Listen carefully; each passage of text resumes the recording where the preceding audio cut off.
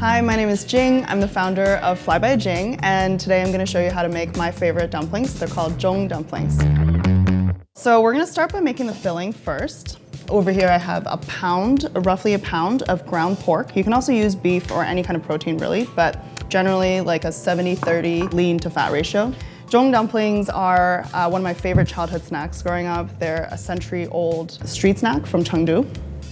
I'm gonna start with the scallions here, usually like 2, 3. I use mainly the green part for the dumpling itself. It doesn't really matter how you chop it. It can be pretty rough. It's just gonna be in the dumpling itself. And that's pretty much it, like ginger and like some sugar and some salt. We're just gonna put minced ginger in it. Peel the ginger. I usually like thinly slice it first. This is one that I just kind of like played around with over time.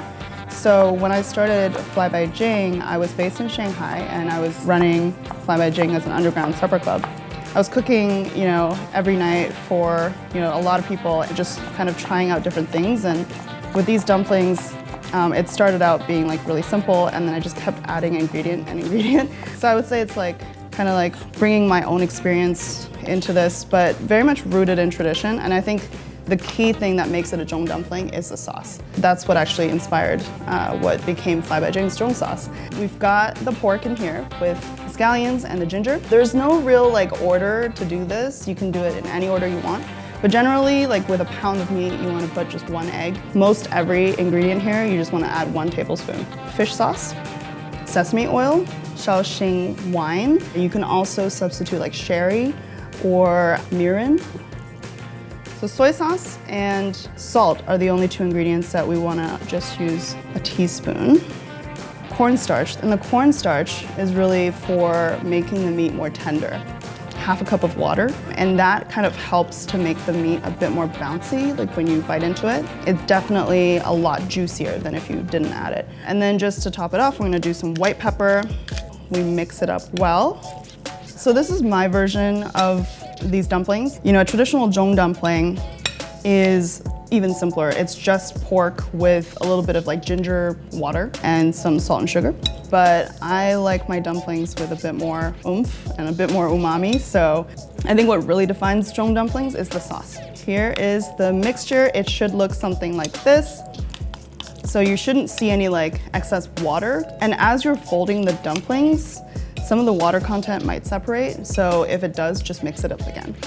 Okay, so now our filling is made and we are going to form the dumplings.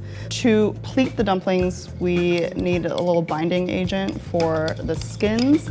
So I usually just use water, but for it to stick even better, you can add some cornstarch. I'm using store-bought wrappers because that is what I recommend you do too. With the store-bought wrappers, you wanna just place 1 tablespoon of pork in the middle. They're usually a little longer on one side so that it's optimal for pleating. Then my technique is to wet the entire circumference with water and then start pleating towards the center. So stick them together at the top first and then put your index finger in here and pull it towards the middle once. And to keep it simple, let's just do it twice. Twice. All right. And then again on the other side, once and twice. So there you go. It kind of sits nicely in your palm, and this way you'll end up with a really nice surface area for pan frying. For these dumplings, the traditional method is actually just a half moon shape. When you go to Chengdu and you order Zhong dumplings, you'll get them like this. Zhong dumplings, actually, it translates to bell dumplings because this is kind of a bell shape. This is actually better for boiling. The first time I ever cooked with my grandmother, it was dumplings. I remember, because I grew up moving around a lot, so I grew up in Europe, quite disconnected from my roots. In the very early days, I remember, trying to reconnect with my grandparents, and their love language is food. I just remember, asking my grandmother how to make a lot of dishes, and dumplings was the first thing that she showed me. And actually, I think this recipe is very much inspired by hers. Come to think of it, she definitely inspired this recipe. So now we're gonna put these in the fridge while we make the sauce.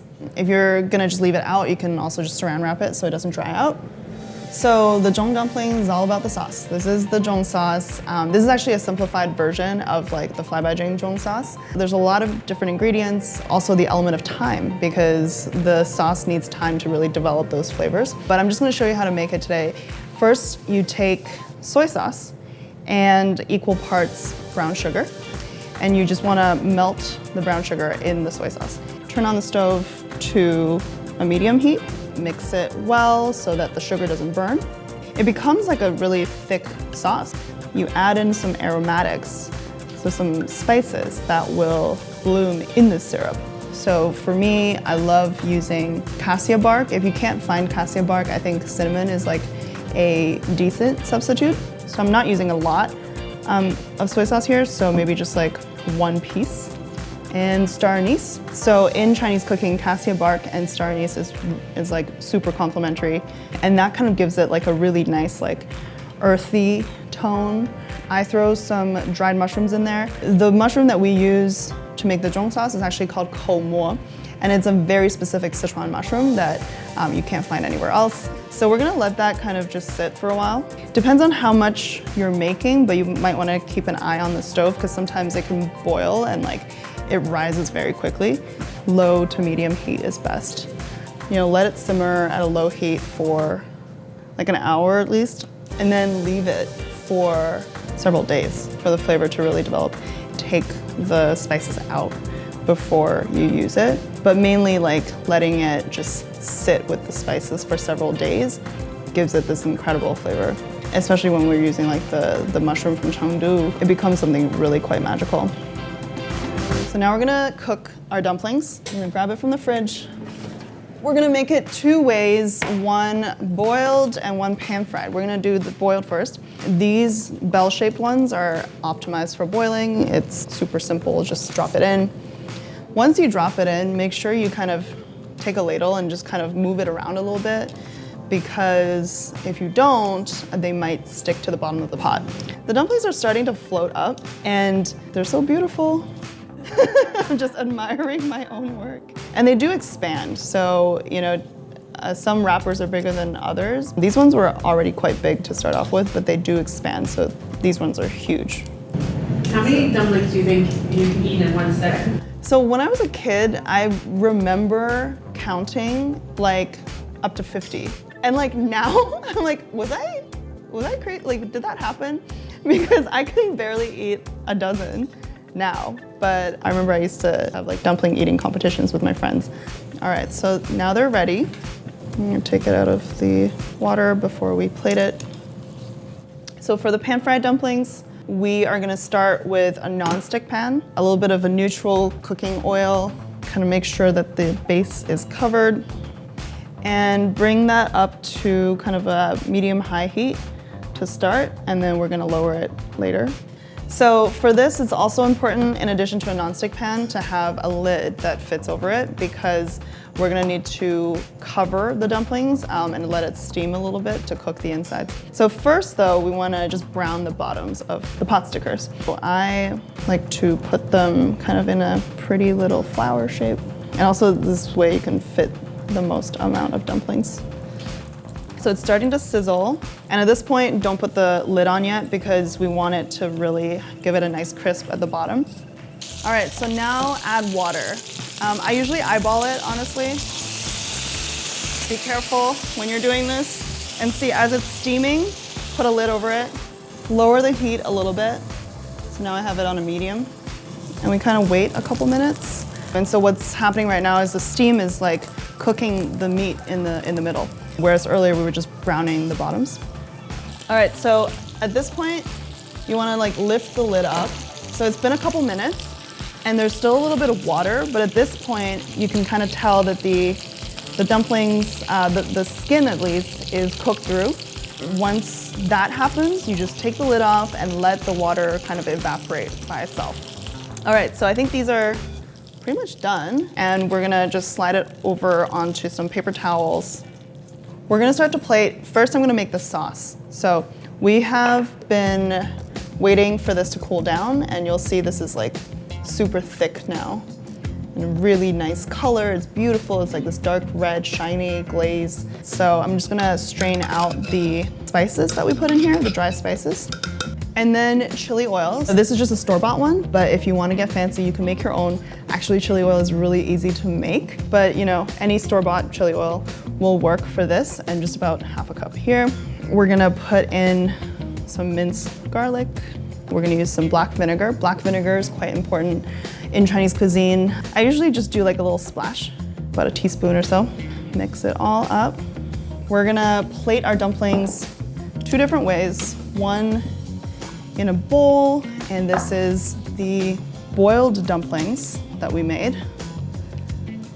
Just make sure it's like well mixed, and then just drizzle.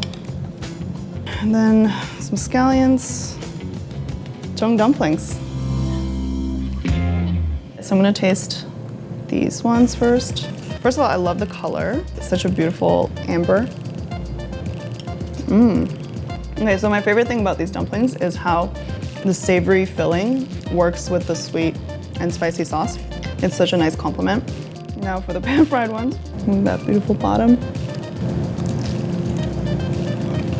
It's like a bit of a different flavor as well, because there's a sweetness from the wrapper that caramelizes really nicely when you're pan frying it. For the recipe, click below. And if you don't want to make any of this, you can buy it all on flybyjing.com. We've got frozen dumplings, we've got the Zhong Sauce, we've got chili crisp, which you can also mix with soy sauce and vinegar to make a chili crisp vinaigrette, which is great on dumplings. Thank you for joining me today.